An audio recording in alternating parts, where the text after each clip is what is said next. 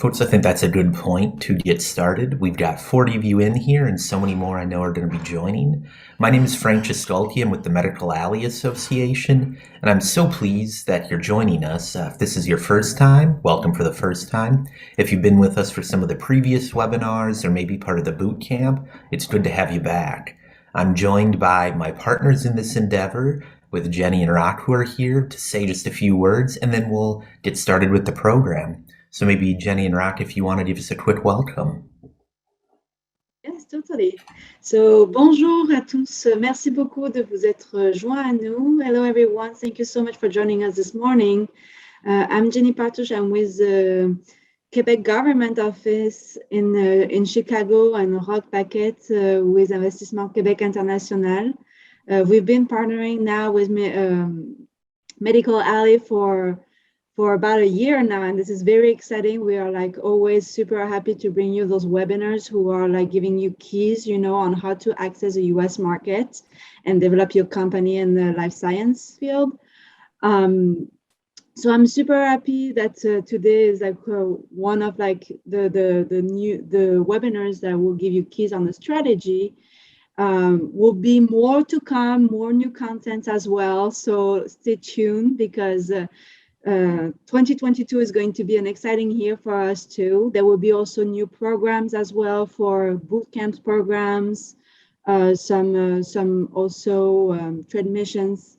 So that will be exciting as well. So definitely don't hesitate to connect with us on LinkedIn, and we'll be happy to share information about like different activities that will be going on with Medical Alley. Rock, if you want to say a couple words as well, please join us. Yes, thank you. Well, I can't help but listen, Jenny and Rock, and it really sounds like a rock band, Yes.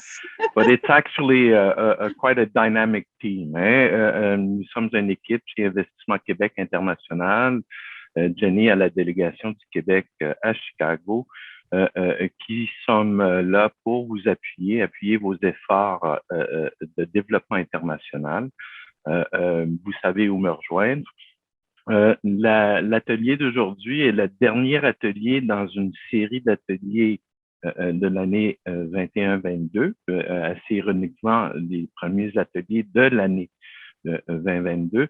Et comme Jenny le disait, tout ceci est le fruit d'un partenariat qui est très profitable et vraiment excellent pour nos entreprises, un partenariat entre le Québec et Medical Alley qui est dans le cœur de l'industrie des technologies médicales à Minneapolis.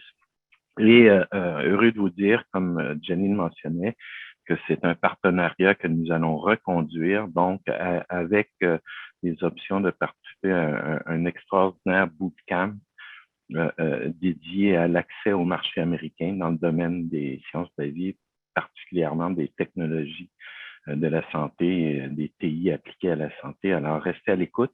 That's my cue, Frank. Thank you so much once again for this extraordinary partnership and for all that you're doing for Quebec and the Quebec Life Science companies. Yeah, it is our pleasure, and we really appreciate it. If we were a rock group, I'll say I'll take the drum side of things and keep the rhythm going. As you're listening to the session, if you have questions, use the Q&A function. We'll be monitoring that. We'll bring the questions into the discussion. Ask them anytime. We love having lots of questions. And I know one question that comes up every time. Yes, the recording will be available afterwards. Just give us a couple of days to process it. And with that, I'm so pleased to introduce our presenter for today, Jeff Gravanga, the Chief Marketing Officer with PointWord. Jeff's a longtime member, a longtime community leader, and an expert in healthcare and medical marketing. Jeff, I'll turn it over to you and let you get started. Well, thank you very much. It is a pleasure to be with all of you today. And as was mentioned, please interrupt, ask questions. The more interactive that this is, the better from my point of view. So let me just share my screen here. And so the topic of today's discussion is about go-to-market. And what you can be doing as you start to think about strategy and planning. And this applies to not only the United States market, but I think in general as well. So the topics today are really going to be more focused upon the upfront thinking. And it's not so much about the fine details around some of the reimbursement and regulatory kinds of things. My background is more of that customer engagement side and then marketing strategy. So I'll be going through some of the basics for those of you who've been in the medical device industry. Some of this hopefully is not unfamiliar to you, but certainly as we go through this, please do just interrupt, send a question in, and we can have a chat. This is really meant to fit, I don't understand where all of you are in your experience and actually in the formation and the go-to-market process for your technologies and your companies. So I'm happy to just engage, in an ad hoc way as well. So again, I have been in the medical device industry for over 20 years now. I've been on the consulting side now for going on 12 here at PointWord. And then before that, I was at Medtronic here in the heart of Minneapolis, St. Paul, hence why we know Frank and team. And so my specialty really is in that customer engagement and the product launch. So that handoff from that upstream where all of the really brilliant thinking and those kinds of things go on, that handoff to when you start thinking about going to market, that's really where my sweet spot is. And so we'll start talking about what that looks like. And this is my perspective, right? I have 20 years, but you may have different things. So please add your color, commentary, and experience to the discussion. I really don't like to lecture, but I can if you make me. So we'll go from there. So what is go-to-market strategy anyway, right? So we can all go on the Google and we can find a definition. So I found one that really fits the way that we think about it here at PointWord and the way that I've come to think about it after 20 years. But it's the go-to-market strategy. It's a plan. So first and foremost, you have to get organized, and there are some basic building blocks that my experience has taught me that if you put them in place, it's going to be really helpful to you as you start to engage with your market. And so again, go-to-market strategy is a plan to engage and deliver a value proposition to specific audiences. And value proposition is a really critical term in the marketing world, as you all may know. And if you don't do this well, you can run into problems, because a lot of times, and I'm certainly not being critical or making commentary on any of you out there, but especially in the startup world, what our experience has shown us that a lot of people are very, very brilliant in what they're doing with the technology and what they're doing with the science and the clinical and how they're thinking about it. But they really put marketing as kind of one of those things that can come later. And that really isn't true, because value proposition starts the moment that you're conceiving of starting a business. It's what are you going to do that will add value to your audiences out there. And in med tech, it's typically a mix of those patients, providers, purchasers, and payers. Those are the 4 Ps as far as the audiences go. And then, of course, there are the 4 Ps of marketing, which I'm sure you all have heard. And we won't go into those specifics. But again, I want to set the context here that you're going to have to engage multiple audiences. It's not just the surgeon. It's not just a patient necessarily. It's whoever is in that value chain that you're going to have to connect with and influence. And it includes those people who are going to be in charge of reimbursement. And it's going to include those people who are going to pay the bills. and it includes the users. But ultimately, at the end of the day, I would like to think that everyone on this this Zoom call, is really focused on the end result, and that's the patient, right? That's what our life's goal is here at Pointword. Even though we're more on the customer engagement side and really working to engage audiences, we very strongly believe in the end result, and that's making a difference in the life of a patient who is somebody's mother, who is somebody's brother, sister, spouse, etc. Right? So again, we all have that common goal in mind. So let's keep moving forward here. So going to market is obviously complex. So I'm going to put some definition around that here in the next couple of minutes. But how can you take that complexity and really think through and plan for success? And the formula is really alignment, right? So it's not about just getting the technology right, but it's looking at the entire business and all the different players. There's the customers and the patients, right? Those audiences that I talked about, but you also have investors potentially. You also have your engineering and manufacturing. You have legal and regulatory. Then you also have not only the marketing component, which is really where my expertise has been over the years, but then how do you align with sales? And one of the biggest gaps that we often see, regardless of the size of company, but especially in the larger and medium size companies, is that suddenly, you have this disconnect between sales and marketing, and they're not aligned, and that can cause a lot of problems. So, regardless of where you are, if you keep that in mind, even if you're starting super small, and then you're growing, if you start with the end in mind about keeping everyone aligned, you're really going to benefit. And put people around you that really understand all these different functions. And we call them the 12 chairs here. But that's kind of our internal speak, but it's important to just understand that there are multiple functions. And some of these people have different mindsets, and getting them aligned and getting them in a room is something that doesn't always happen unless you're very thoughtful and planful for making those interactions happen.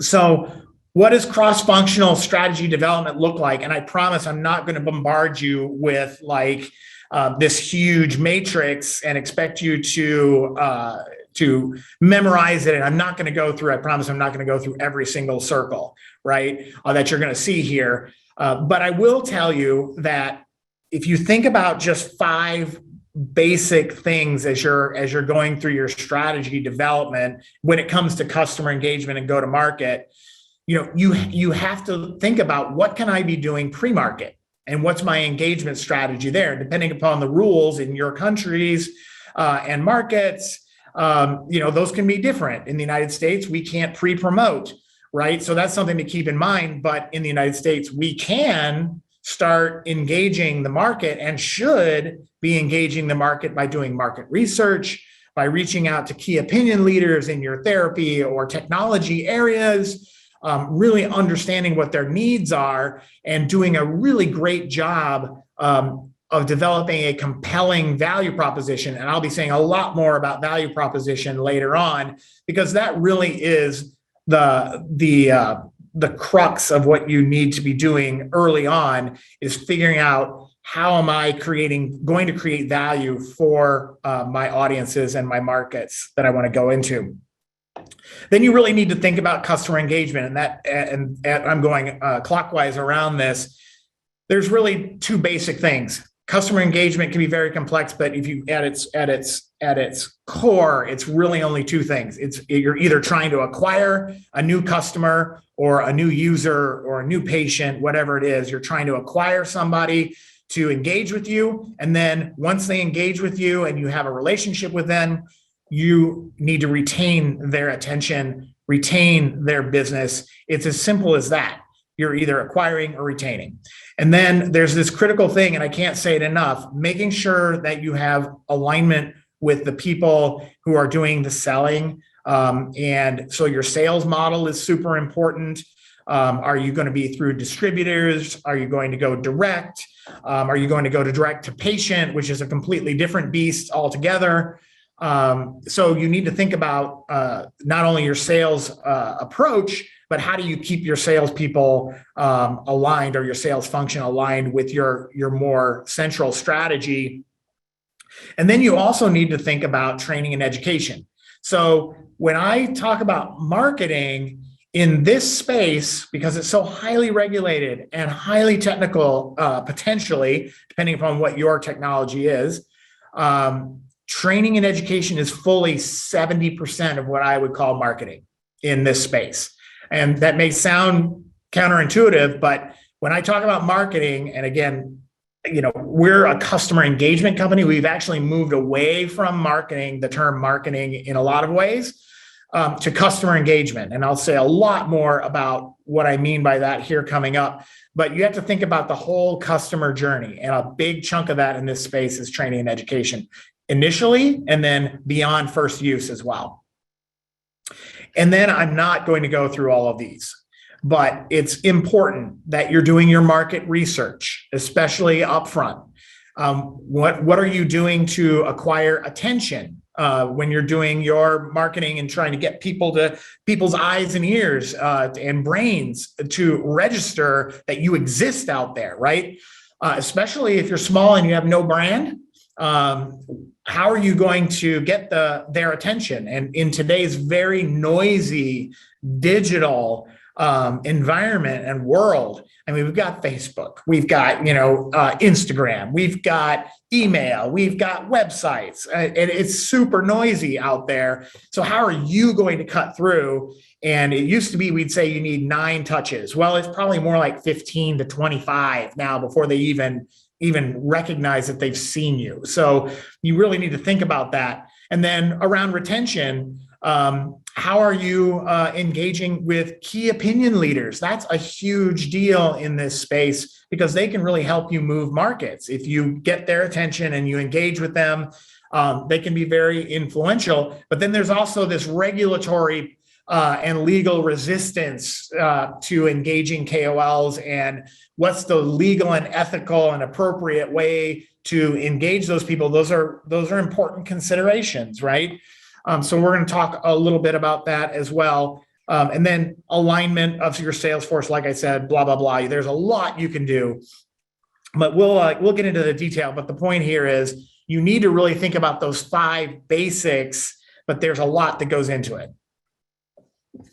So as you're thinking about, as you're starting to think about your strategic plan, do you have a plan on a page for your business?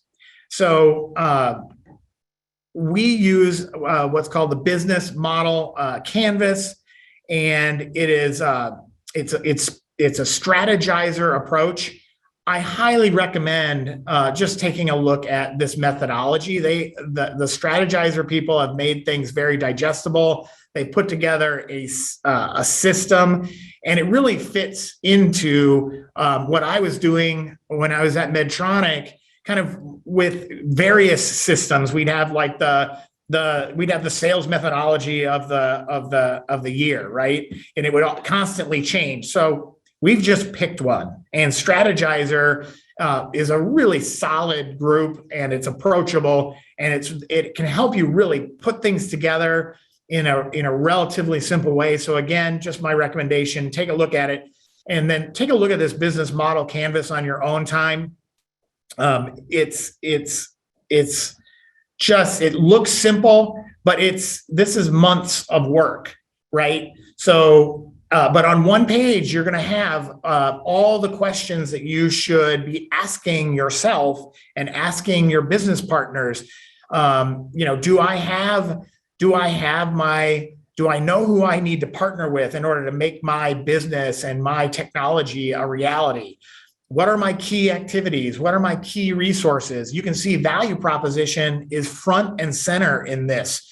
So who are my audiences? What are their characteristics? What are their needs, wants, jobs? What makes them happy? What irritates them? And how are you helping to add value? That's just front and center. What relationships do you have? Your customer relationships. What channels are you going to be potentially leveraging in order to bring your product in front of people and get it to them? What are your customer segments? Who are the different audiences? And a lot of the times, will somebody who's making just some orthopedic device, knee, hip, whatever, pacemaker, they think only of the surgeon, and sometimes they don't think about the people who have to buy it. And then the support staff around the surgeon that have to program these things. For example, my personal background is out of implantable pulse generators, whether it's for cardiac or for pain or neurostimulation or whatever. People have to program those devices. So you have to keep in mind that the support staff sometimes around these technologies is just as important. Or if you have like a lot of technology and software, are you integrating with, who are you needing, what systems are you having to integrate with, et cetera, et cetera. So it's really important to think about who all the stakeholders are. And then what are your business components, your cost structure? What are your revenue streams going to be? And as amazing as it sounds, at least in the US market, we have worked with a number of clients who really haven't thought through reimbursement and who's going to pay. And that can be a big problem because in the United States, you need to, in order to get reimbursed by Medicare and Medicaid, you have to go through a big process of being approved, and there's coding for billing and all of those kinds of considerations.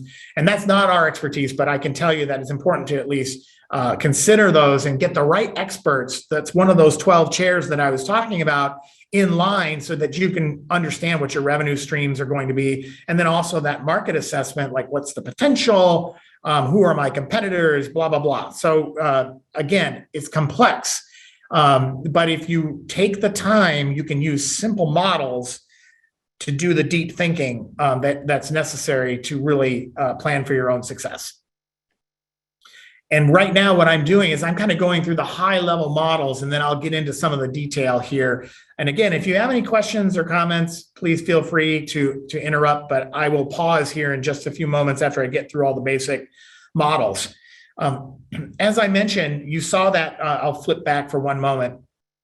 Front and center in this business model canvas is value proposition. I cannot emphasize enough. Again, Strategizer has an entire, I think it's 180 pages on how to approach just your value proposition. When I was at Medtronic, I was in, I think it was a 3-day seminar that was just focused on value proposition.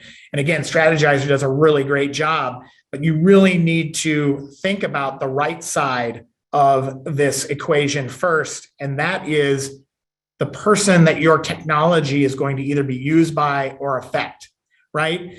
What are their pains? What are their gains? What are they doing on a daily basis? And how is your product or technology or service involved in their daily life? And what do they need, want, and what are their perceptions, and who are they using to accomplish the same task today?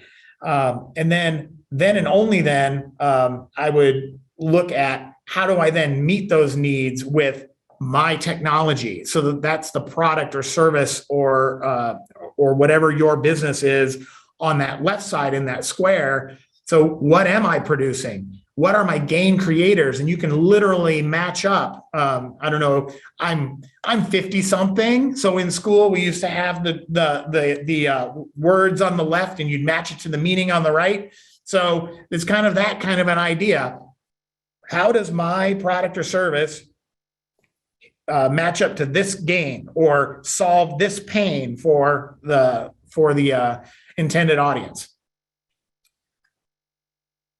So I'm going to pause here before I start getting into specifics, but does this make basic sense? And again, these are just the first few things there's so much that you can and should and need to do, but if you don't have these basic building blocks in place, you really need to think about, how could I go back and at least you've probably got the information. And if it's not coalesced somewhere, it would probably be a good idea to just go through the exercise. But again, it can take months, and it should. So I'll pause again, like I said, and just see if there's any questions. If not, I will just roll. You are good. There have been a few good. questions that have come in on the Q&A, but it's been, hey, is this being recorded? This is great. Great, good. Well, if I'm not adding value, I hope you'll tell Frank to interrupt and like move me in a different direction. But again, we've seen a lot of startups, a lot of medium-sized companies, and a lot of larger companies. And it's shocking when you go in, they don't have these basic things. And I'll tell you just a short story. There's a very large multinational, multi-billion-dollar company here. They make everything from, and I don't want to use their name, but you'll recognize the company. They make tape. They make medical products. They make surgical tapes. They do microfluidics, they do adhesives, they do road signs, they're reflective materials, et cetera, et cetera. And we were in a meeting with one of their healthcare executives, and she asked us to come in and do some strategy and help them get aligned, because they were seriously disconnected between some of those functions that I mentioned earlier. And so we invited them over to our office, and we sat with some of those 12 chairs. We pulled in an engineer, we pulled in a clinical person, we pulled in their regulatory people, we pulled in the people responsible for generating clinical evidence, et cetera, et cetera.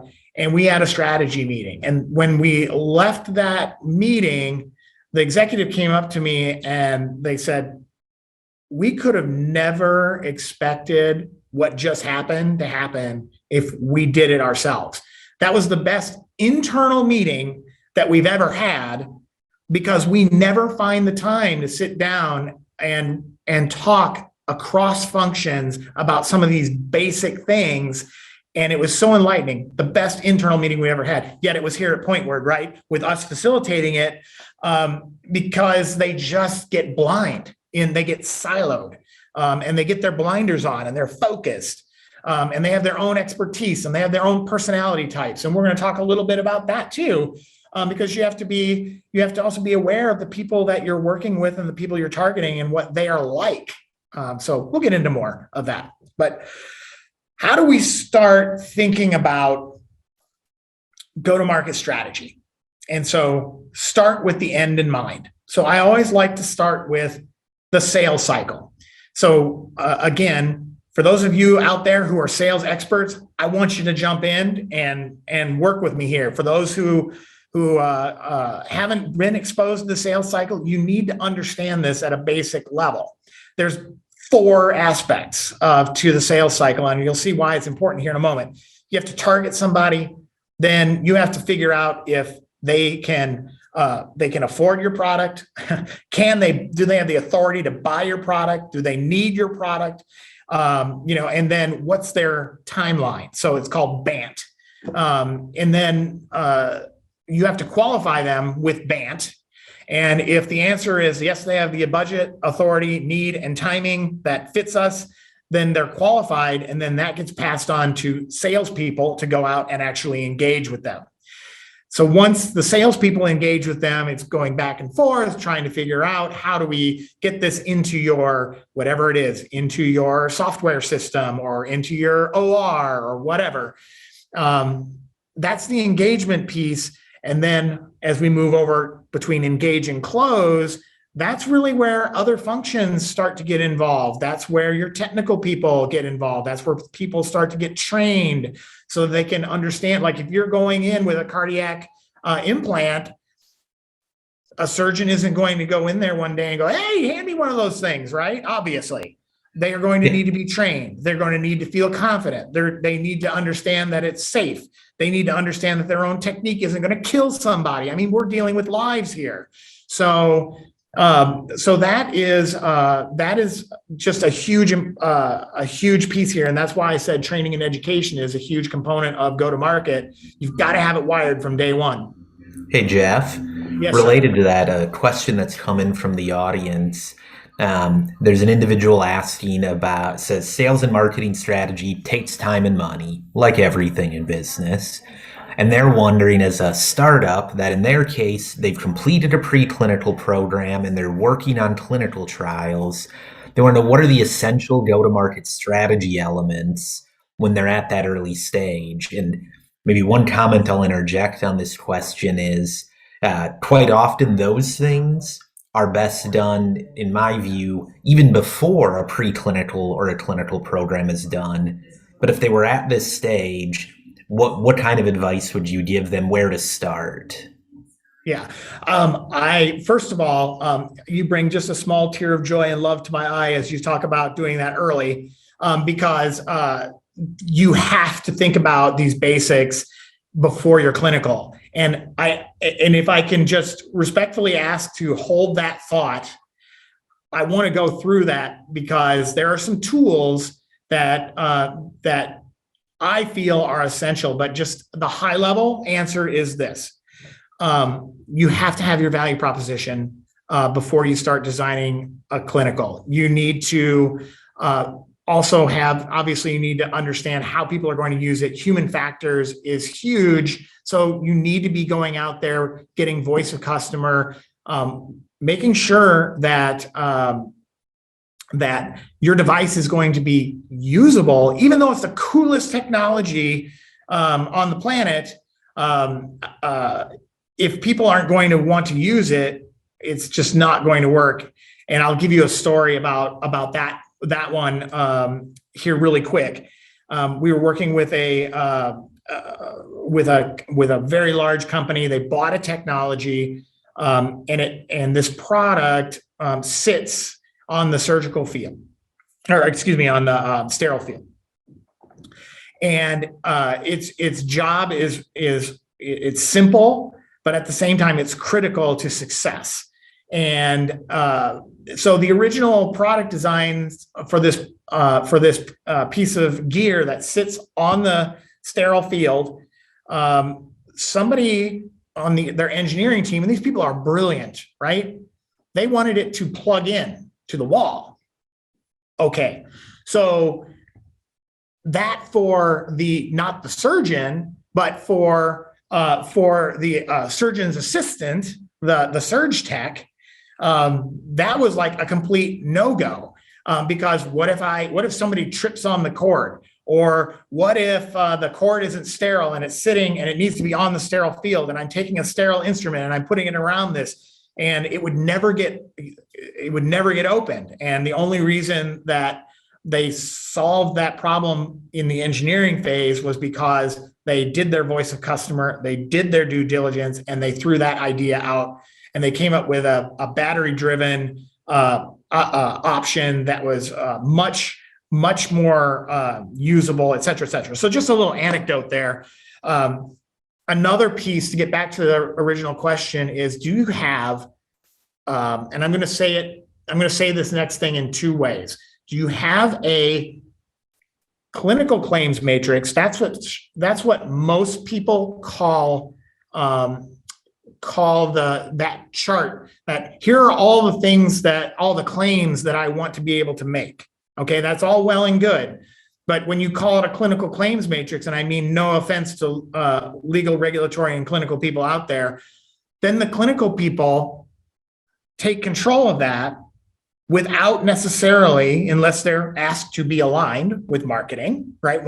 With one of the chairs and with their customer and the value proposition, they take control of that and they start saying, okay, here are the clinical claims we need to make. Here's the evidence that we need to do that. And oh, by the way, here's what your regulatory body in the United States, the FDA, here's what they're going to require. And that's it. And that's wrong. So I call it a marketing messaging matrix, and with clinical support. And here's why I always refer to it as a marketing messaging matrix. Because at the end of the day, when you look at your value proposition and what you're trying to accomplish in the minds of your end user or the patient or whatever, the buyer, what are the things that are going to be compelling to them that I will need to say to engage them and get them interested and then get them to try? What are the things that they will need to be able to do, right? And what do I need to be able to say about those things so that I can make these claims that are impactful? And then what is the clinical data that I need? It's not putting clinical data down the rung in importance. It's the most important. It has to work, right? It has to be safe, effective, has to move the needle, really in, medically. But you also need to be able to say it. So as a downstream person at Medtronic, and again, I love Medtronic to this very day, huge customer, has been a customer of ours here at Pointward for 40 years. Mean no disrespect, but even there, sometimes that handoff came from upstream down to the people like me that had to engage with our sales team and our marketing team and digital and whatever. And we had to launch this technology, and my claims were safe and effective. And I'm like, what did you just do to me? Thank you very little. So then we had to go and start looking at, what's our post-market, blah, blah, blah, and trying to generate evidence. And then by then we're losing. By then somebody else comes out with a better widget. We don't have 4 years and 5 years to do post-market stuff when we should be doing some of those important claims and establishing that evidence up front. So I'll show you more of those things that you need around clinical trials. But honestly, you've got to have marketing at the table, and you may not need to engage with a company like ours for a huge amount of time, but you should engage with a company like ours up front to at least talk about and raise awareness around the importance of those kinds of messages and claims. Because if it's not the right claim and you just give me safe and effective, when you go out there, why would I buy from you when I can buy Medtronic? If you're going with a 510K and you're substantially equivalent, or you're going in under a regulatory of it's just the same, why would I buy from you if it's safe, effective, and the same? And I love my Medtronic rep, and I love my Boston Scientific rep, or I love my Ethicon or J&J rep, and their service is awesome and they've got global reach. Why would I go to you? So those are a lot of the things that we think about, even way, way, way upstream. So I hope that answers the question. I know I spent a little time on it, but I will say more. I will ask whoever sent that, is that a good start at least? Did that cause any follow-on question? He says, yes, that was great. Okay, good. Excellent. All right. So finishing off the sales cycle and then moving on, here are all the different functions. I kind of went through this, but when you can see why multiple chairs are important. If this is the end, like at the end of the day, when I have a new technology and I get my brand new stamp of approval from whatever regulatory body that I need to, now what? Right? Now I've got to have marketing. I've got to have sales. I've got to have my entire team then, whether it's the sales, the training, education, customer service. What are my logistics to make my product actually appear on scene, et cetera, et cetera. And then once you close, okay, great. They've tried it one time. So now I'm on the 9 o'clock there at close. So they try it one time and we've got the business. Now what, right? So we're going to talk a lot more about that. Ongoing engagement, et cetera, et cetera. So that's what that final thing is. And those color partial, wedges in that circle, you start out at 100%. You have a target market. you can appeal to 100%. You don't necessarily want your sales force going after all of them, right? So you're qualifying, and say you're lucky enough to have 50% that are qualified. Okay, now how many actually close? You just have to get this number in your brain, because it's the honest truth. 3 to 5%. That's the expected close rate, especially with something that is brand new. And you think about the major companies. I can't tell you how many times I've been in a meeting and it's like a broken record. So what's your annual objective for market share for this product? And it's always like, oh, we're going to gain like 3 to 5% market share. It's okay. First of all, that's aggressive. But you just have to be, the reality is that you're going to fail 95 to 97% of the time, and that's okay. Especially if you're only looking to get started and establish a beachhead in a target market. So the goal here with marketing is not to pop up to 50% market share overnight, right? That's a pipe dream. The goal here is to be incrementally better than 95 to 97% failure. If you can do that, you can make millions of dollars. That's how we think about it. Again, I'm trying to make things simple. So here are the 3 questions that we typically ask. And because there's 40 people on, I'm going to give you the joke and the punchline all at once, right? So which of the following is the most important? What we say, how we say it, when we say it? The answer is they're all equally important, right? It's just about timing. And so I'll get into a little bit of this, right? So what we say is all about really how do we engage the right people, and what do we say to them to try, especially a new technology. And here's another tip for all of you out there.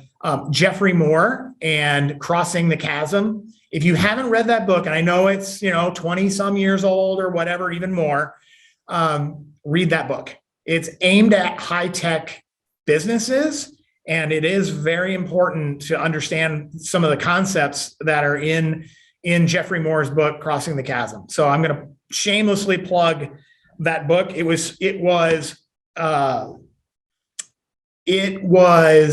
so enlightening for me in my personal career. When I read that, I went, I get it now. And the understanding here is when you're early, especially if you're early on, you're dealing with innovators and early adopters. The place where businesses fail is if you aren't able to jump from the people that are on with your technology. They'll try anything, the innovators. They're like, that's brilliant. And they'll jump on and they'll try it. And then the early adopters will go, that just might work. And they start trying it and using it. If you can't jump from the early adopters over to that early majority, what'll happen is you will fall into the chasm and your business will be done. So this is an important concept to understand. And I won't get into the technical details here. It looks simple, but it's really not. There's the top thing is the hype cycle. You have to have we talk about technology triggers. People get so excited, and then they have a peak of inflated expectation, and then they get it in their hands, and then they have this dream about what it is, and then they get it in their hand, and they're like, it's not as cool as I thought. And then they go down, they plummet down into the trough of disillusionment. And then your job is then to bring them slowly back up to the slope of enlightenment as to why your device or technology or software or whatever it is the best thing ever. And then they use it, and then you nurture them, and they get into a plateau of productivity. It's a cycle, right? Hey, but Jeff, we've got a question from the audience, and I will echo that book is fantastic. If you're selling or marketing anything, you should read that book because you will experience it. Yeah. The question from the audience is, it says, you typically start your sales cycle before your 510K is cleared. However, Is it late if you wait for your 510K clearance before you start the sales cycle?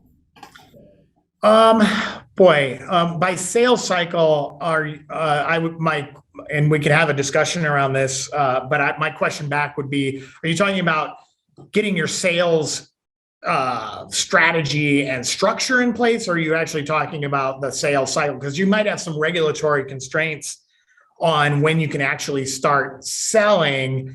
And that gets into that discussion that I was having earlier around what is your pre-market engagement? And typically that's going to be pretty limited, but you can start engaging, say, key opinion leaders and certain surgeons, and I come from the implantable, so I apologize. I have a predisposition to go toward surgeons, but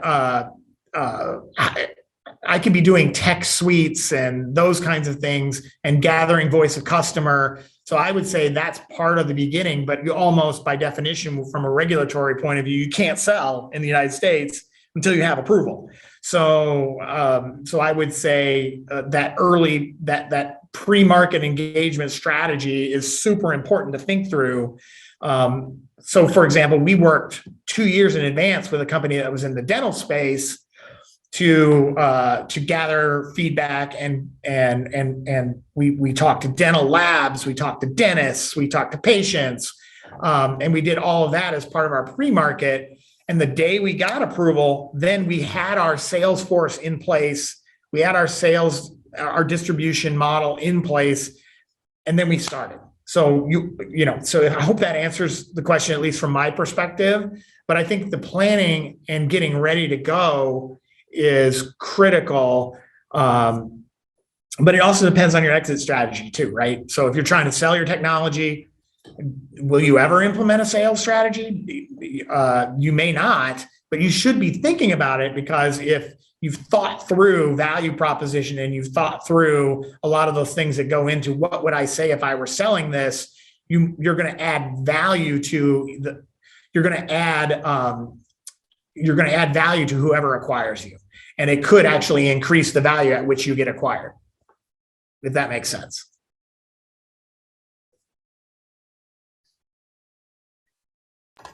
Thank you. That was great. And for those who, as a couple people asked, the book is Crossing the Chasm. Perfect. All right. I want to do a quick time check here, because again, I love the conversation, but I also want to make sure that I get to some of the things that I promised I would go through. So I'm going to kind of go through this. You are good on time. What's that? You are good on time. Okay, thank you. Perfect. The next thing to think about is, again, you're going to be engaging audiences. So how do those people think? And within every group of people, you're still going to have, even in surgeons, you're still going to have different personality types. So don't forget that. So one of the things that we find is that when people are going through their clinical claims matrix, again, I'm cautiously using that because it's really a marketing messaging matrix, they forget that emotion is going to be important. They forget that there are drivers, there are intuitive people out there, there are caring people out there, and then there are data-driven people out there. That corresponds to the red, the yellow, the green, and the blues. And then there's the Myers-Briggs stuff, right? Are you a thinker? Are you a feeler? Are you an introvert? Are you an extrovert?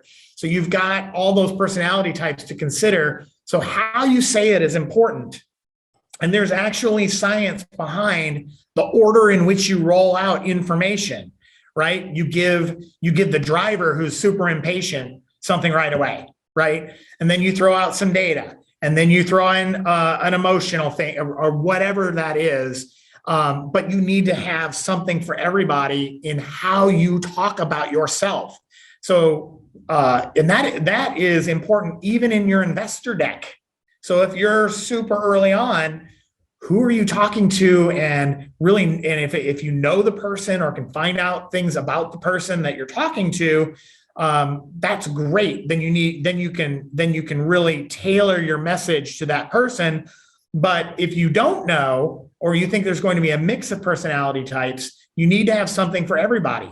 And that could make the difference between whether you get, a multi-million-dollar investment check or they pass, right? So again, how we say things is also important. So keep that in mind. And that's also why it's important to think about engaging people who who do marketing and communications and those kinds of things early on, because it can impact even the level at which you gain investors.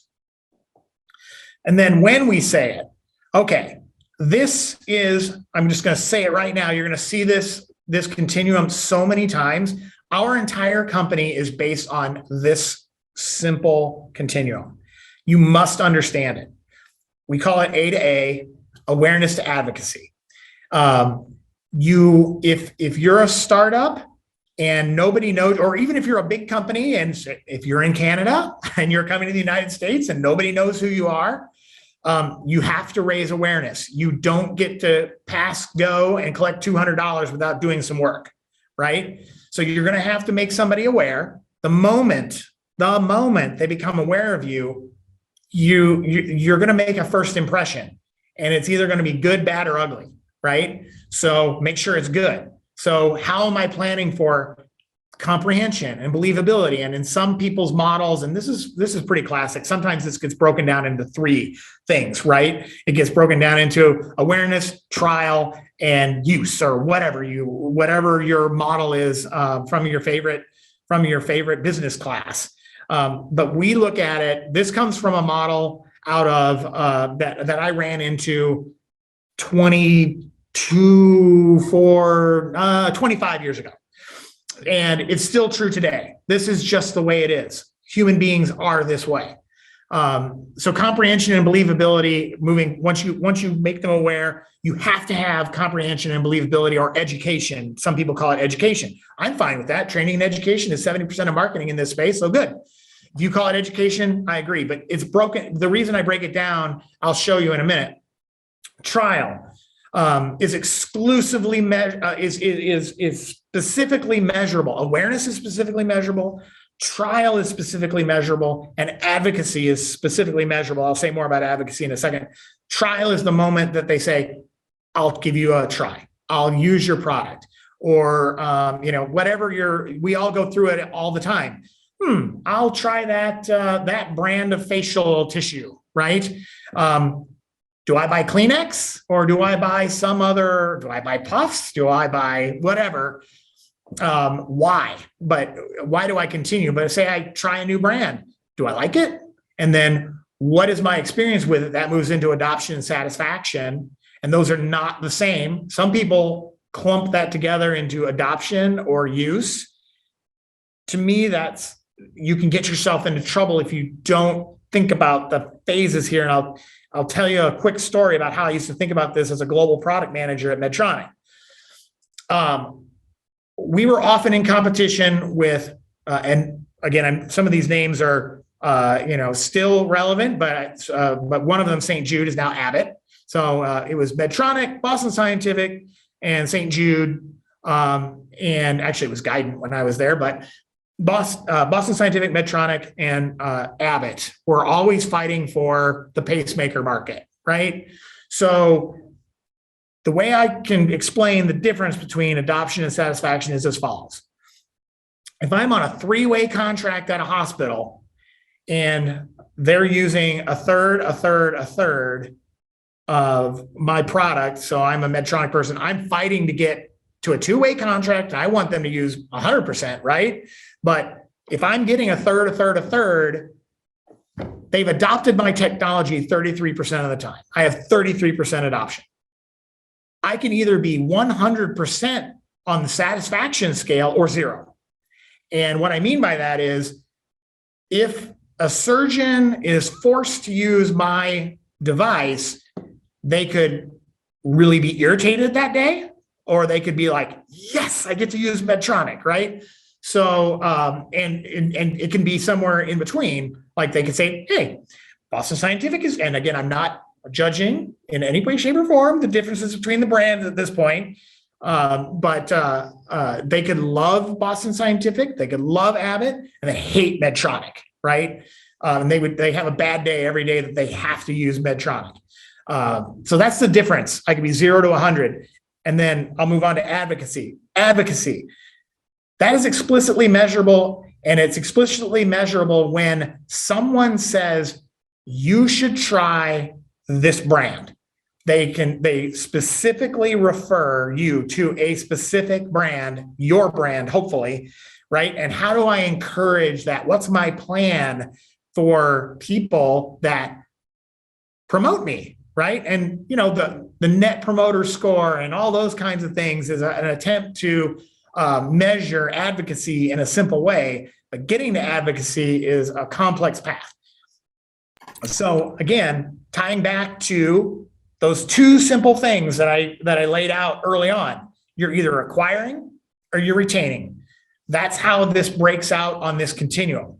So early on, when nobody knows you, you're going to be 100% in acquisition mode, but you have to be ready. You have to be ready to move quickly, because people can surprise you and drop in anywhere on this continuum at any time.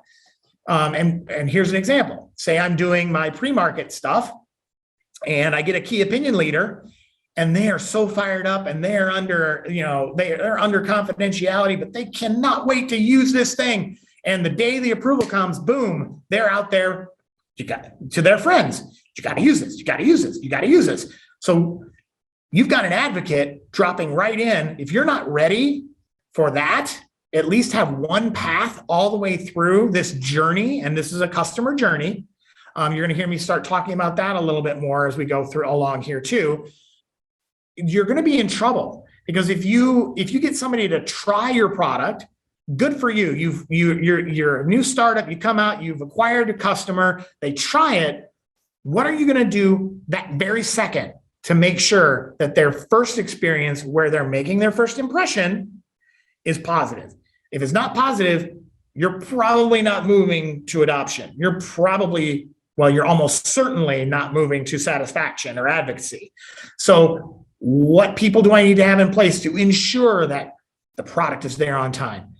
I have a proctor in the room, or I have technical support, or I have somebody waiting breathlessly on the other end in case there's a problem, right? Like, oh yeah, that's easy. I got this. How do you make sure that you've got a plan, right? So more about this in a minute. And the reason that, sorry, did I hear something? Oh, once you had finished the comment, there's a couple of questions. So finish your comment and then I'll bring them in. Sure. Oh, sure. And then the other thing I want to address, and I sort of address them, but there are gaps in between those explicitly measurable things of awareness, trial, and advocacy.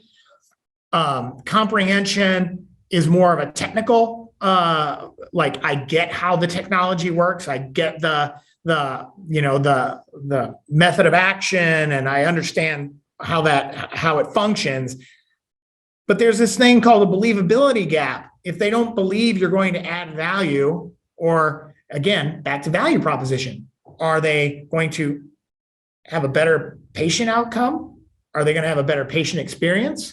Is it going to be easier for them to use while they're in a procedure? And again, pardon my bias toward the more surgical procedures.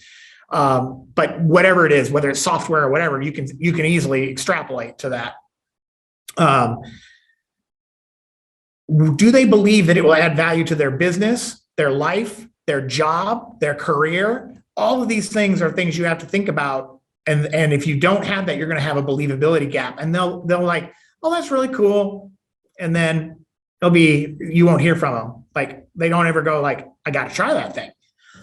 Flipping over to the retention side, there's an adoption fallacy. I already explained that one. That's the gap between, you can have 33%, but you can also have 0% satisfaction. So what am I doing to make sure that the customer experience is awesome?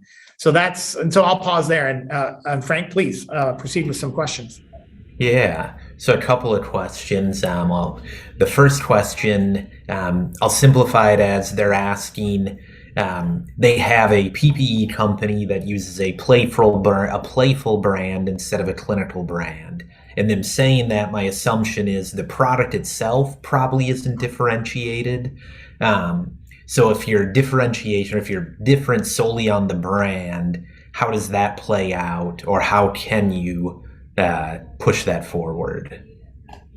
I would say that's a really interesting question. So is that more of a consumer play, or I They would said it was a immediately go PPE into a lot of product. what's that?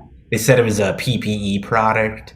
Yeah, yep. I understand yep, I got Oh, that. okay. So like, masks or gloves, whatever that is. But who's the audience would be my first question. Because obviously well, we just had our mask mandate lifted yesterday, right? So we all had PPE stuff. And may going forward, ad infinitum, we never know. But if it's PPE in the OR, and I would start asking questions about the audience and what's important to them. So you can have there are all kinds of emotional brands out there. So that would really influence my marketing strategy and my brand strategy. If my whole thing was more on the playful, more on the emotional, then I'm really going after different things than I am if I'm a real clinical brand. Like I'm bringing 5% more efficacy or reduction in blah, right? So I guess that's the way I'm not trying to dodge the question, but I think that's how I would start to think about it. You're probably going to have more emotional hooks than rational reasons to believe. And you're going to have to do your voice of customer. Like, does that matter? Or do they really want to see if they want PPE, do they want it to look like PPE? I don't know. But we've all seen the masks with flowers on it and stuff like that. I don't know what it is. And I'm just, I'm not judging whatsoever. Right. I'm actually trying to play here, but The next question comes a bit out of your world, actually, from probably your time when you were at Medtronic and other places. But they're asking, how do you think sales and marketing has changed in light of the decline of private practice and the rise of integrated delivery networks, multi-specialty care, and the rise of health systems versus private practices? Oh, I love this. It made our lives harder, for sure. The balance of power swung over to the economic buyer for a long time. But what we're seeing is it's actually kind of swinging back a little bit, but it's made it harder for marketers because now I have more audiences. So instead of just being able to go to the surgeon and the surgeon goes and says, I want to use this, make it happen, and then having some negotiations around price. Now we're really looking for how do I influence the VAC committees? I mean, there's literally, I don't know if you all out there have ever, some of you probably have heard the term, like, do I have a VAC pack? Do I have all the stuff that I need to influence the clinical people and yet influence the economic people? Am I saving money? Am I reducing the total cost of procedure? Am I reducing length of stay? I mean, there are all these factors. It's gotten harder because of the triple aim of healthcare now too. So increase quality, increase satisfaction, decrease costs. So there are a lot more players. It just makes your life a lot more difficult. And that's why we have those 12 chairs. Like, how do I now do market research directly with the big health plans? How do I deal with the fact that a lot of doctors and surgeons in the United States now are employees and not private, right? So now I've got to make sure I've got a supply chain plan for going there. And then also, do I have data? So data, and I mean economic data. I don't mean clinical data here. Data can be expensive. If you're trying to size a market, I'm sure you all have tried to go out and buy that information. I mean, it can cost you $50,000, like without even blinking, to get economic data around procedures. And the latest quote I had is I had one of my best clients. She and I have been connected for since Medtronic. She had two quotes for data, just data, 150K and 90K. So but what she wants that data for is so that she knows exactly what she's going after and where to go. So you've got to think about the rise of the ASC in the United States, for example. A lot of procedures are moving out of the hospital into surgeon-owned surgery centers. And what does that look like? And reimbursement is different for those as well. And then there's also a drive for technologies to move it from multiple days in the hospital and needing to be having a procedure based in a hospital to something that can be done where a patient is out in less than 24 hours. So it can be classed as an outpatient procedure versus a surgical procedure, right? So a super complicated question, awesome question. Did that even come close to even starting an answer on that for the person? I think that did. We'll see if they throw something else in there. And then there was one last question that was in the group where a person was asking about if you could comment briefly on trial and adoption in direct-to-consumer when it's a one-time purchase versus a repeat purchase. Ooh, that's a really good one.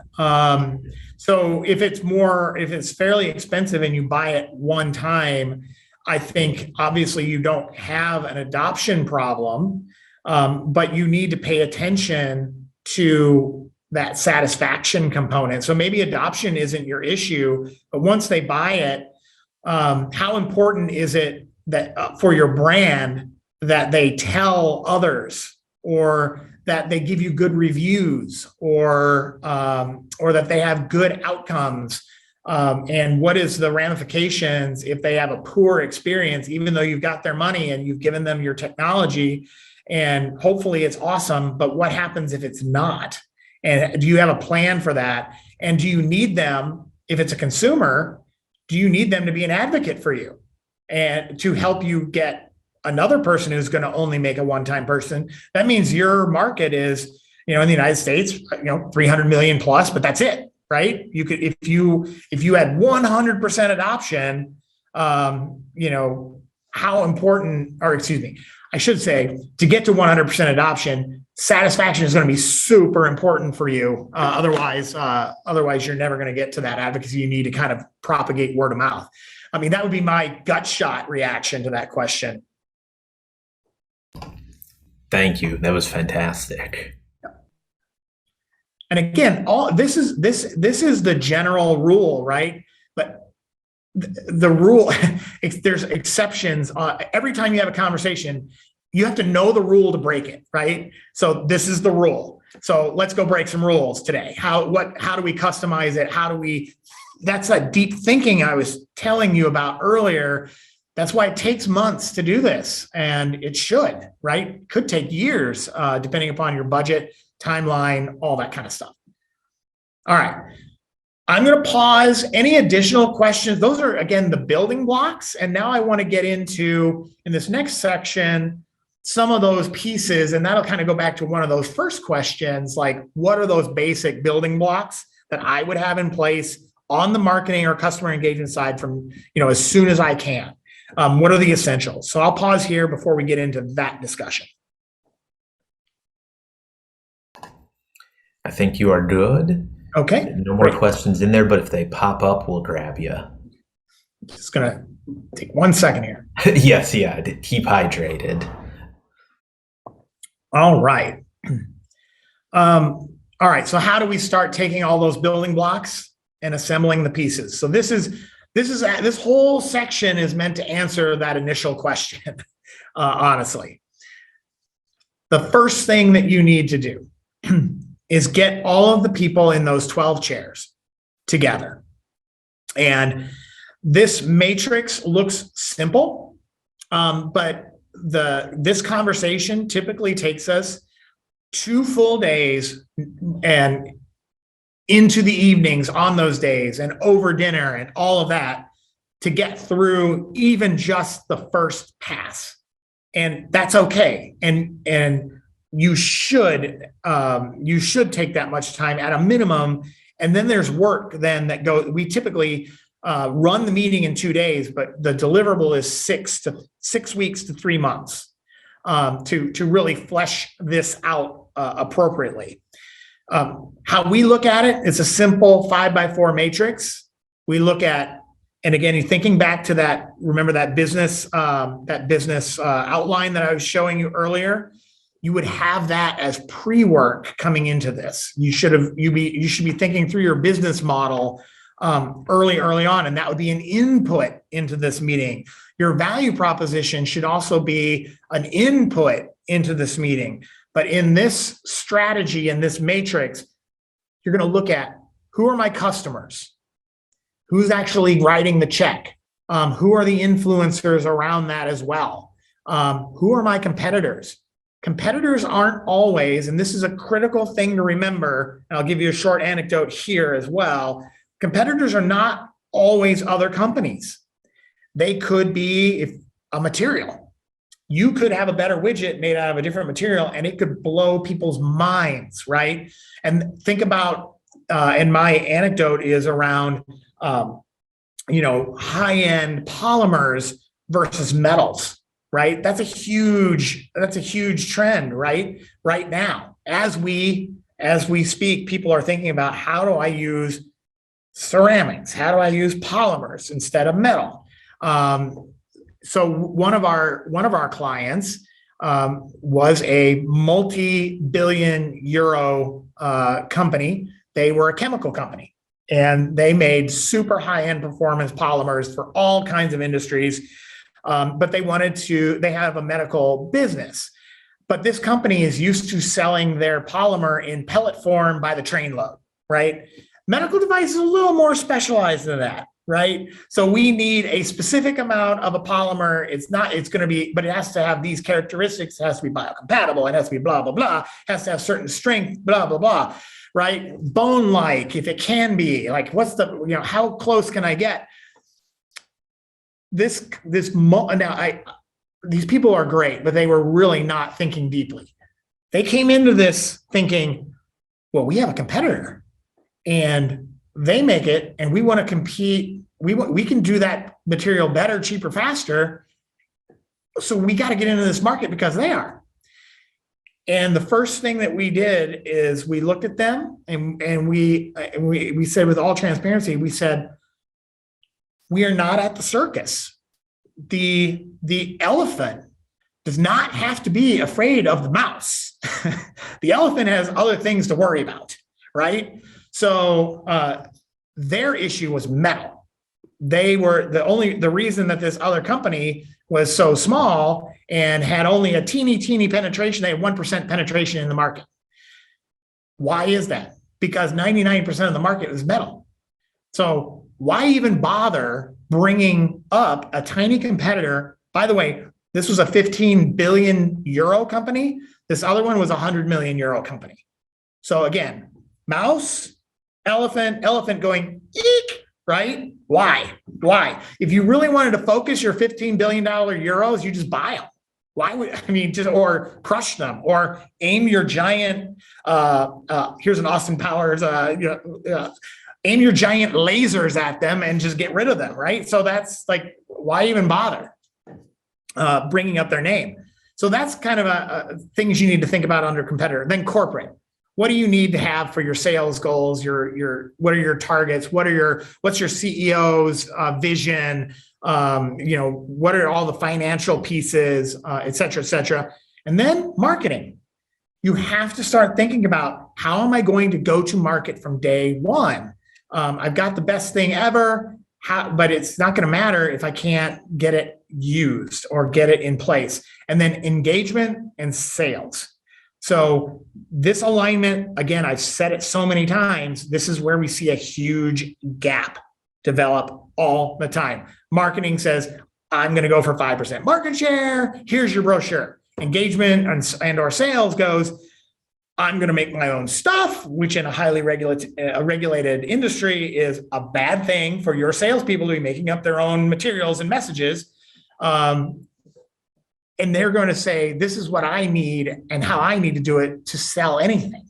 So you need to have the feet on the street, the people who are with the customer face to face, and that customer, I mean the stakeholders, whether you're presenting as a salesperson to an economic buyer, a value assessment committee, at a hospital, a CEO of whatever. You need to have their input as to what actually works and what they need out there as well. And engagement also means training and education.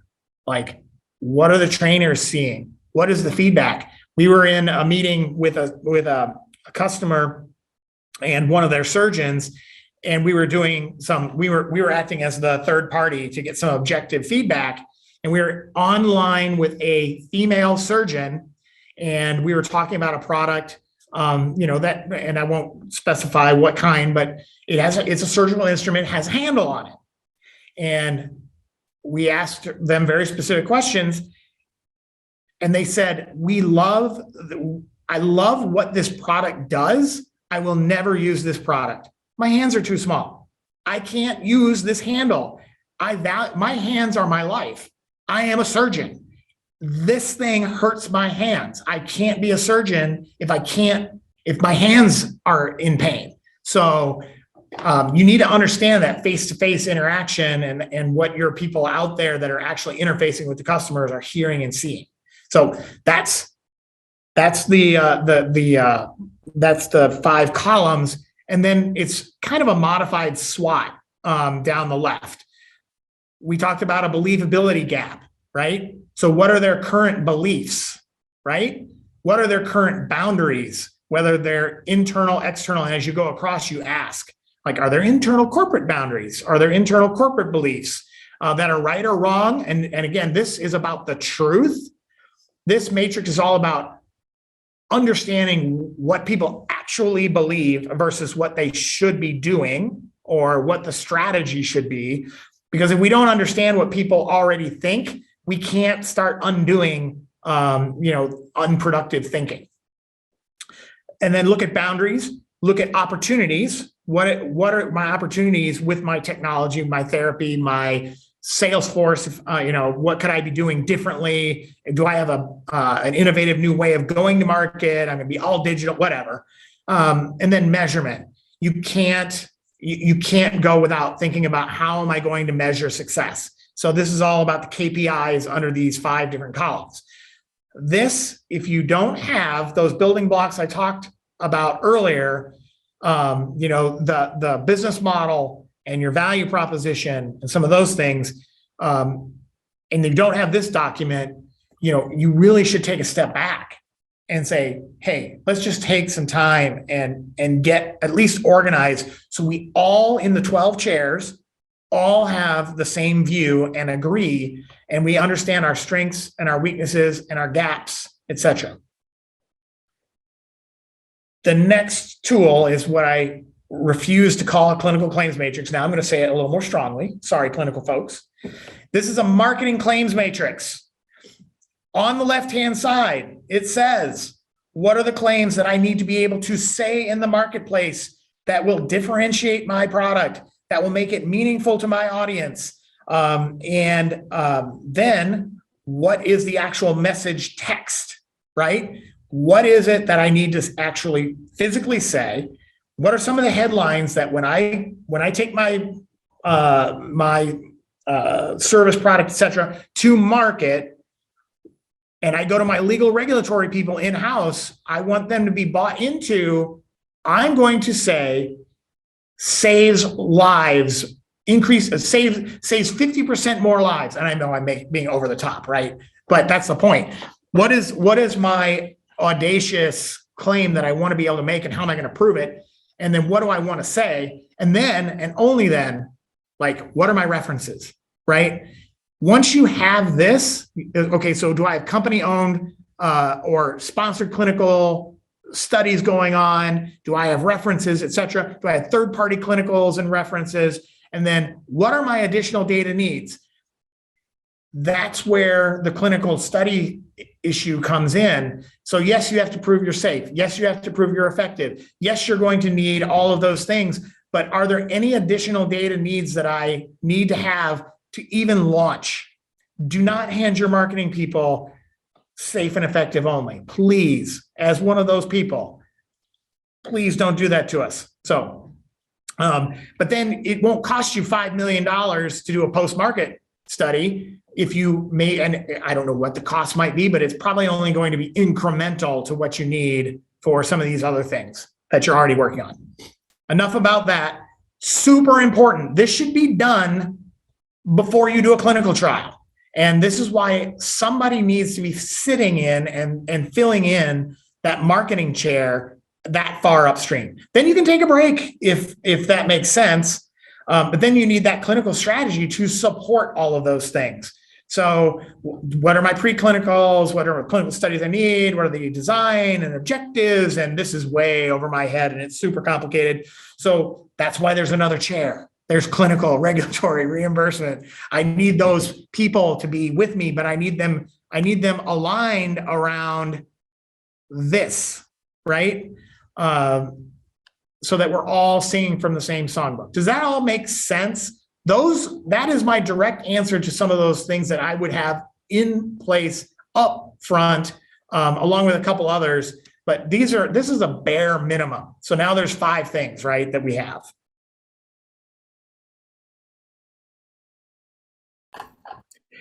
That is fantastic. I think particularly for that preclinical clinical question, that was it right there. Yep. Yeah. Yep. So thank you for your patience to whomever that was, because I can't say that enough. All right. So let's talk a little bit more. And Frank, please keep me on track here. I think we've still got some time. I get super passionate about the next section. So just everyone just understand that. So if I'm going too in the weeds, or if you have questions, please engage me. But how do we start assembling the pieces? This is how we start. Once we have that business matrix in place and we know there's a business model and we know there's a value proposition, all of those things, now what do we do? Okay, so now we start thinking about the audiences. So you're gonna hear in marketing speak, you're gonna hear segmentation.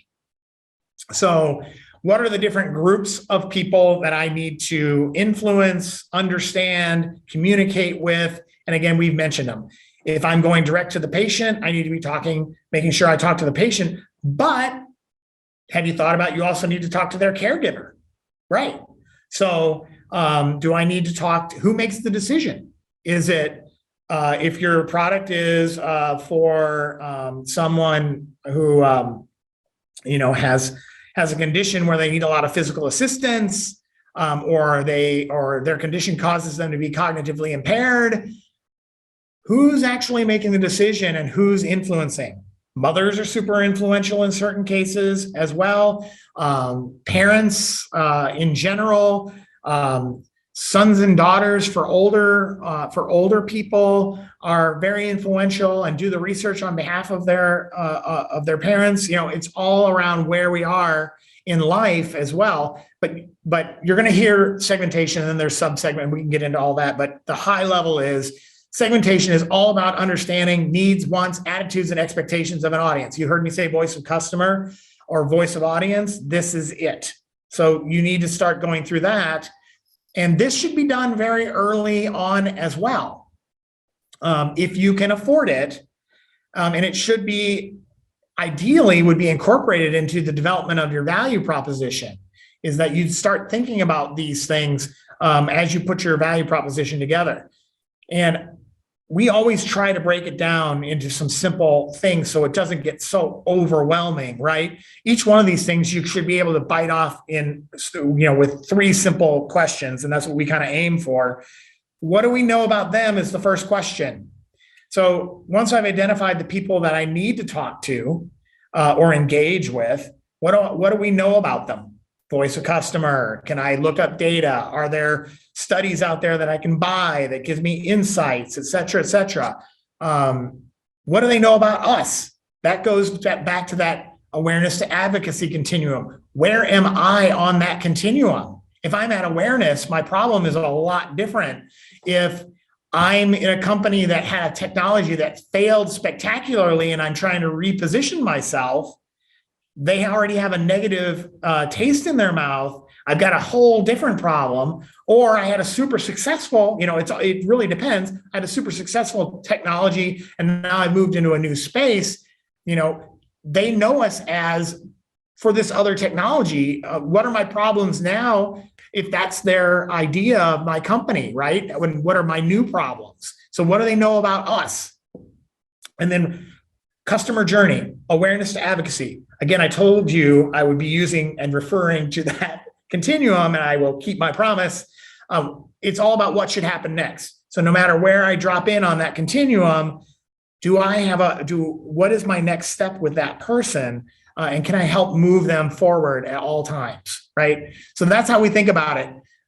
And then we take each audience, and this can be typically it takes a half a day with people from all the chairs, if you can get them. It takes about a half a day to really go through and do your first pass at segmentation. And for a half a day doesn't sound like a lot of time, but when you really are honest with yourself, when was the last time you sat down and spent 4 hours thinking about your customer? I'm guessing it's probably not that frequently, right? And how often do you go and update as you learn more? So you also have to make sure that all these things that you're doing here, you're actively engaging with, at reasonable intervals. But this is our matrix. And again, use this as you see fit, but be careful, handing you a sharp knife. So know how you know that you can't just like put one word in these things, right? But what is your segment? What are and we call it a demographic overview, but I actually, when I'm presenting it, it's more characteristics, right? Demographics you can get from sources, but really is it, what is the education level, location of the people that you're trying to reach? Is there male, female makes a big difference in at times, depending upon what your technology is. So that's important to at least note and discuss. Age, all of that kind of thing. I just went through the whole concept of where you are. And again, I made you a promise, A to A, front and center right here. Where are these people on your continuum? Is there a preponderance of them that already know you and they're kind of they're in the believability gap? Or do you have good market share? Like if you're, one of the bigs and 50% market share, that's a typical market share position for a company that's well-established in a well-established therapy. It typically floats out to a classic. You can look at Coca-Cola, honestly, and at the end of the day, it kind of sifts out to, 40 to 50% for the biggest, 20 to 30% for the second player, 15 to 20% for the third player, and then 10 to 15% of the rest of the market is split by the small companies. It seems to hold fairly true in medical device as well, just like for Coca-Cola. So read some original branding, original kind of positioning books too around that, because that's important to understand. And boy, am I going to get into positioning here in a bit. Behavioral objectives. Okay, this on its face sounds selfish. What do I need them to do, right? To move my business forward. Sounds selfish, but it's not, because hopefully you've already thought about this in what value you're going to add to them when you've done your value proposition, right? And that leads into, and typically, and I apologize, I have an older version of this slide, but we've actually added a column with value proposition. So then that's the more customer-centric column that is on this chart. And then audience access. This is simple. In the world of digital, do I have a method to reach these people? Especially in today's world, can I reach them on social media? Can I reach them with email? Or do I have to be more old school? And where is my audience access to these people? Is it with my sales force? If I'm well established, and and again, since I come from Medtronic, I'll use some experience from there. Our Medtronic reps in their territories, they knew everybody. So they could, if we wanted to reach somebody, any particular customer, we could probably do it in a day. That's a great place to be. But if you're a small startup and you're trying to, who are these people? I don't even know, right? So you have to figure out how you're going to gain access to these audiences. And supply chain, to an earlier question, also comes in, if you aren't on a contract, you're in big trouble in the United States. The major GPOs, I think the lady that I was talking about that I've known she loves data and she wants to know where everybody is, but she always goes for the data because she wants to know which GPO they're in, which IDNs are they associated with, which hospital systems are they in, because if they're not on contract and they want to go into a certain high volume center, they need to get on contract. That's job one. So that's an important consideration as well. And that all comes from analyzing your different audiences. And then voice of customer, I'll go quickly here. As promised, A to A. We literally sit down with samples from every one of those audiences that we just now identified and did an internal exercise about, right? Now I want to go out and verify. And if you can afford quantitative, great. But I always start with qualitative. I want to sit with a surgeon. I want to sit with an economic buyer. I want to sit with a salesperson, or et cetera, et cetera. And I want to do it 3 or 5 times. And I want to go through a journey map with them. And there's you generally those are an hour interview, so you're looking at an investment of a few weeks to do this like rapid fire for multiple audiences, but at least it gives you a gut check and gives you some insights before you move forward with more extensive research, right? And you can hear in their voice a lot of things as well. And this isn't as complicated as it may look. But feel free to use this. I'll tell you the formula and try it out sometime with somebody that you know well. But there's 14 basic questions here. And those top boxes, that's what are the customer expectations? What is their experience, right? And then the piece below is what you fill in based on the answers that you hear. But the 14 questions are super simple. 7 basic questions, or 7 basic topics, 2 questions. And they're very similar. Awareness. How do you typically become aware of a new product or therapy, and what would be ideal? How do you come to understand, now I'm on comprehension, how do you come to understand the more technical aspects of how to use a product or how it works and what would be ideal? I think you're seeing the pattern here, right? What does it take typically for you to believe in something enough that it's worth trying? And what would be ideal?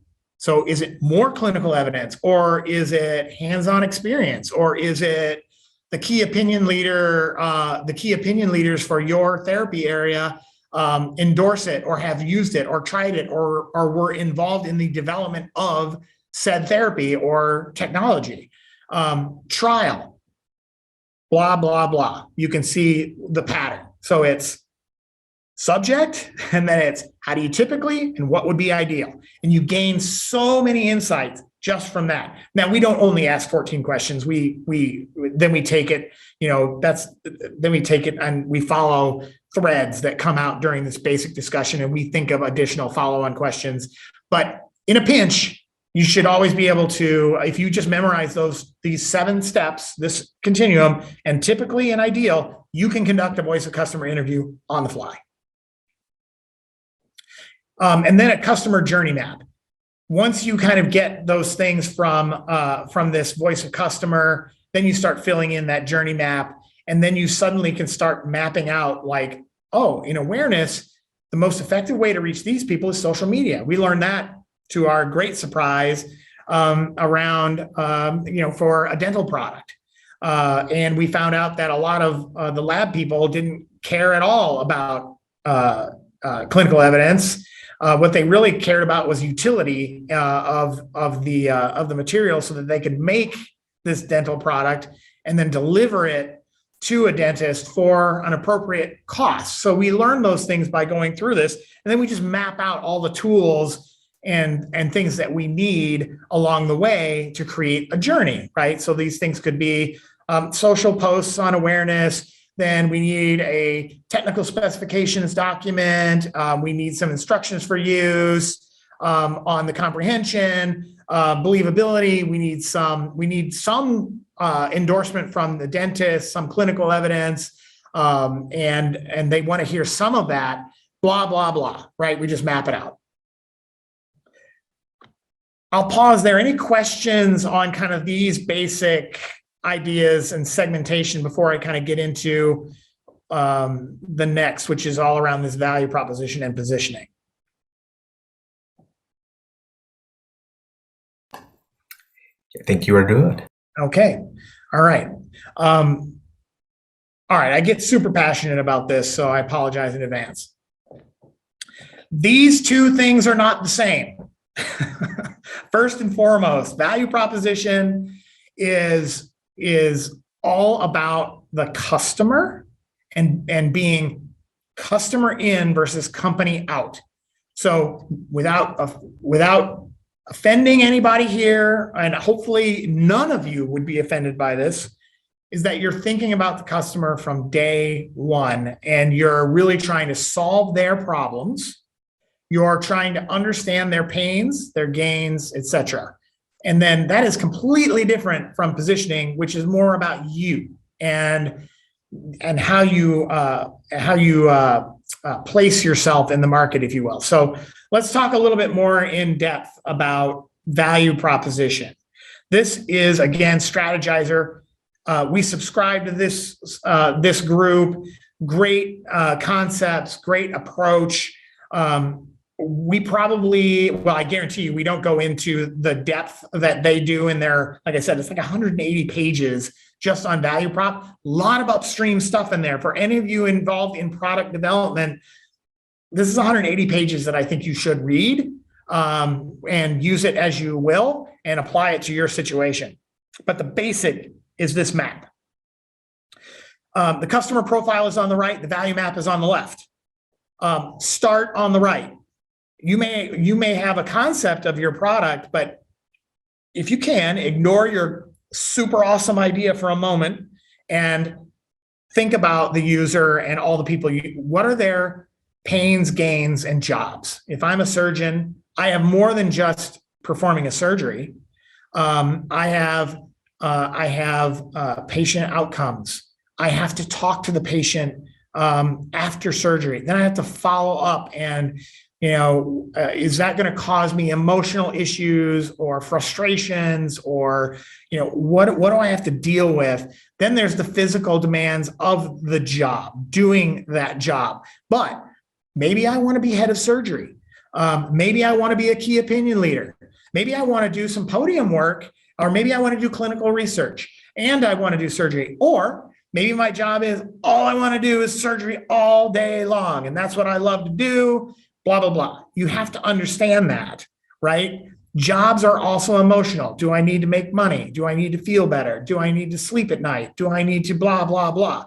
You've really got to just profile these people and take your time doing it to really understand them. And then how is my product and or service or therapy or widget going to help them? So that's where you start mapping your gain creators to the gains. Am I going to help them perform a job? Am I going to help them move forward in their career? Am I going to help them improve their patient outcomes? Am I going to increase their ability to generate revenue and income for themselves because they can do surgeries faster, et cetera, et cetera? And then pain relievers, people coming back in for revisions. Oh my God, what a disaster. I happened to be a product manager on a product that had a battery issue.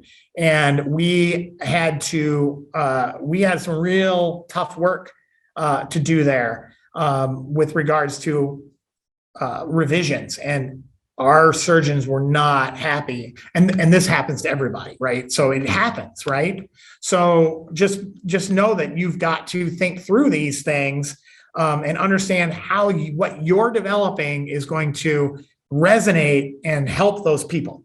Period. End of story. And that's just the high level view. Again, strategizer. I highly recommend this book on value proposition, as well as their business canvas. Okay, value propositions versus positioning. So let's talk a little bit about positioning. I think this is not well understood, and it drove me crazy when I was on the client side, because our marketers didn't even know what positioning really was. They thought it was the tagline, or they thought it was a message, or they thought it is not. It is not. Positioning statements flow from your value proposition, right? How are we as a company? Now it's usually, and you can do this at several levels. You can do it at your company level, and you can do it at your technology or product level, and you can do it at a service level. But when you're a small startup, they're probably going to be one and the same, but you have to make sure that you're positioning yourself properly from day one, and they flow from your value proposition. So if you're a big company and you have multiple service lines, you've got cardiac surgery, you've got bariatric surgery, you've got blah blah blah, your positioning is going to be different in your different therapy areas and with your different products, obviously. But if you're a startup, you've got one thing, you're focused on it, but what's your future looking like? Are you planning for expansion? Are you consciously thinking about those things as you think about your company and how you're going to place it? And this is important to understand. Positioning is not, in the real world, positioning is not a set of words. It is the place in somebody's brain that you want your brand to occupy. Critical thing to understand. So positioning statements define the battle. Read Crossing the Chasm. There it is, written out for you by Jeffrey Moore. But also defining the battle is actually a concept that comes out of a book by Reese and Trout called Positioning: The Battle for Your Mind. Another older book, but this was where the very concept of positioning originated. And that's why I just told you that this is where you're placing yourself in somebody's mind. And the hardest thing in the world to do is change somebody's mind. So keep that in mind. If they're using my alma mater, Medtronic, and they love it, it's gonna be tough, right? But it's not impossible, but you've got to be careful. Positioning is the space, I just said this, in a person's mind. It's not marketing words, it's not a tagline, it's not a message, it's not a website, it's not any of that. And they are not externally facing. This is your internal touchstone, and you need to either always be referring to it, or you need to be revising it and then always referring to it. That's how this thing works. It is your central core concept. It's like why Apple is so successful, because you just see a vision of this elegant, easy to use device, right? That's what they're banking on. That's what they're trying to get to. Okay, and I just mentioned that changing somebody's mind is hard to do. So just in case you forgot my first statement. And then we talked about positioning as creating a place, but it also helps for you to be first. So think about that. And that's why I always am nervous when I'm working on something that is setting out to prove itself to be the same. So if that's the case, what is my value proposition? Am I cheaper? Am I faster? Or am I better in some way? And am I the first to do that thing or make it better, faster, cheaper, if I'm going in clinically to be the same? So keep that in mind. In med tech, this is a really important thing to think about if you're going for kind of more of a commodity or something that's not, that's more of that 510K versus a de novo.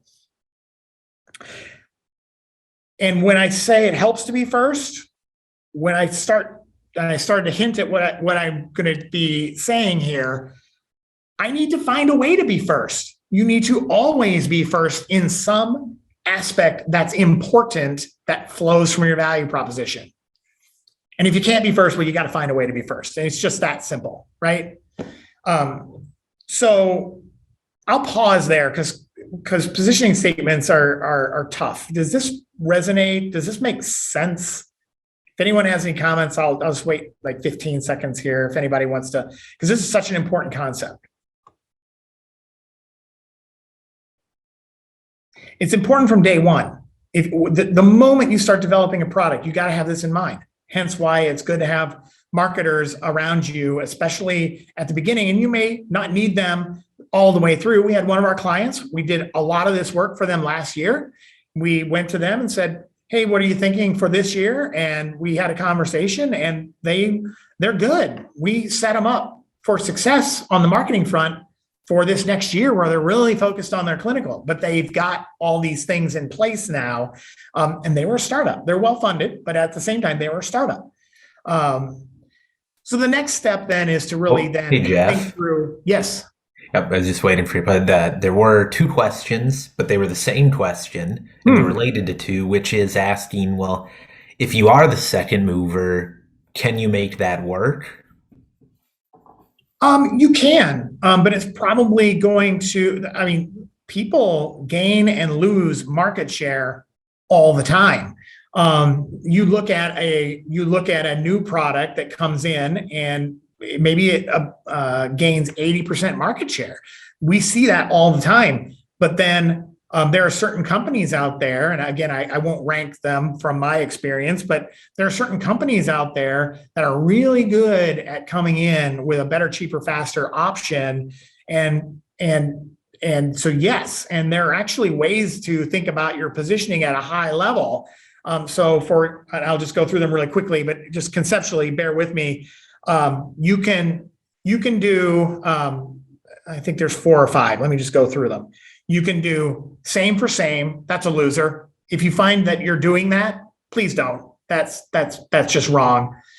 You can do more for more. That's where a lot of the big companies want to come in. They want to get a premium for new technology, blah, blah, blah.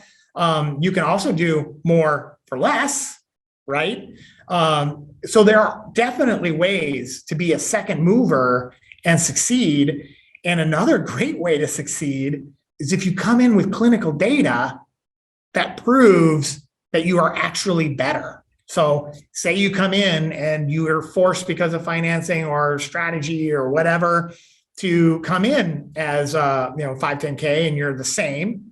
So what are you going to then do post-market that clearly differentiates you? Are you easier to use? Is your packaging more user-friendly? Are you adding some little twist that makes life easier? Again, it goes back to that value proposition. So you absolutely can be the second mover and win. You've just got to be really clear about what's going to be compelling to your end users. And quite frankly, if it's more of an economic move, you can also be less for less. Right? You can come in with a super basic something that gets the job done, and suddenly all the bells and whistles aren't even important anymore for whatever reason. Or the economic buyer says, we're just going to buy basic stuff. And so can you match that price? If not, you're out. And that's unfortunately the reality. But if you have a way to do it and still add some other aspect, you can win for sure.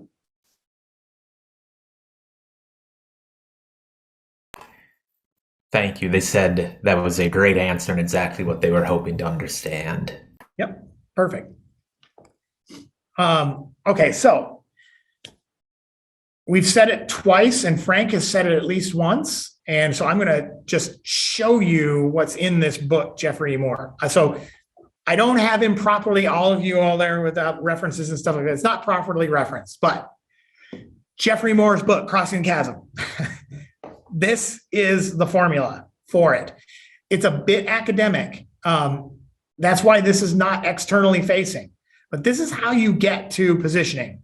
You take those audiences. Who are you trying to reach? The next question, and again, I apologize if you've done it this way. Please don't take offense. But what I literally was sitting in a meeting at Medtronic, and the marketer didn't want to do positioning. This is just a dumb exercise. I want to get to what is our tagline? What are we saying? Blah, blah, blah.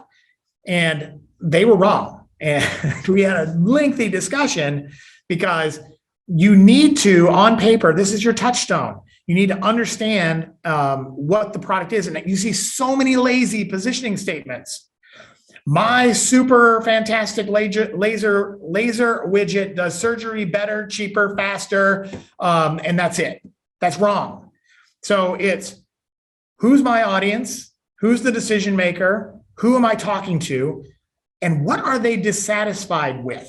That is a key thing to think about. And this is sentence one, and Jeffrey Moore, I refer to it, and he refers to it as a 2-sentence positioning statement, and I'll tell you why here in a moment.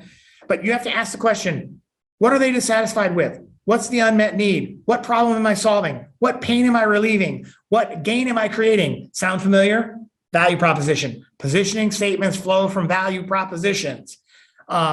My thing, service, product, solution, software, blah, blah, blah, is, and it's a pretty basic, straightforward description, right? And then that, how am I going to change somebody's mind, right? What is their compelling reason to think about trying me and buying me, right? What is my key differentiator? You can see how you're trying to pick that space. You don't want to pick the same space. If I am a new soft drink, I don't want to pick Coke. I want to be Dr. Pepper or something. I want to have some spin on like a new space, or I want to do something better, cheaper, faster, and that would be my thing. That's going to be meaningful. Then the next statement is super, super important. This is the unlike statement. And I call this the nail, right? What is the one thing that you want to drive that's going to make a difference, that statement of primary differentiation? Because remember, we talked early on about needing to have an impact on somebody 19, 25, 35 times in today's very noisy world.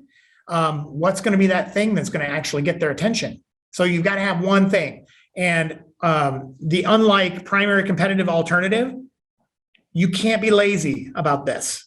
You have to say specifically, whose lunch am I going to eat?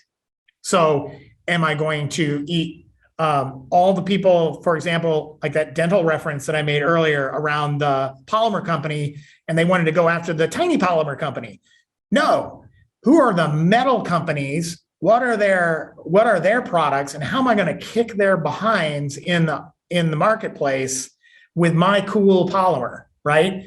So specifically, and then you look at the brands, right? You're doing competitive research. You're looking at your competitors. Remember the business matrix, right? You've looked at your competitors before you've done this, right? I'm being facetious, right? With asking these questions. So you have to say, whose lunch am I going to eat, and why will they really go with me? So that's positioning. That's the model. Jeffrey Moore, Crossing the Chasm. Got to read it. A few more points about positioning. I've seen many mistakes around positioning. People write it, they put it in a business plan, and they stick it on their shelf, right? Don't do that. Okay, so this is a living, breathing thing, and positioning, it's important for you to understand, starts as a noun. Now, I want to be very clear about why I'm saying that, because the moment you engage with somebody, you have a position, right? The moment they learn about your company's name, the moment they meet you, for example, there's all kinds of books out there about personal branding and all this kind of stuff. That first less than a second, somebody has an impression of you. So you already have a position. You have a limited amount of time to change and or modify that position. So if somebody's heard about you, you already have a position. It may be unformed. It may be malleable. If you made a bad impression, it may be done. And that's whether you like it or not, right? So you have to know your existing position by talking to your customers and understanding what they think about you. And if you're on a clean slate, great. Then you need to understand what their expectations are going to be from you. And that informs positioning as a verb. And why do I say positioning is a verb, right? Because it is not a statement in a business plan that goes on the shelf. You are always positioning yourself. that's why it's your touchstone.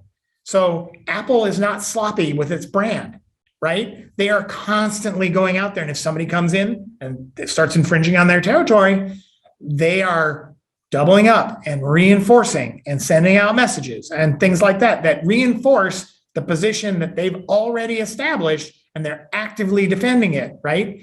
Because you are either always positioning yourself or your competitor is going to position you. And that's just a fact. It's a battle. And that's why in that very first, that recent Trout book, positioning, the battle for your mind, you're fighting for that at all times. And your behavior matters. The way you present your brand matters.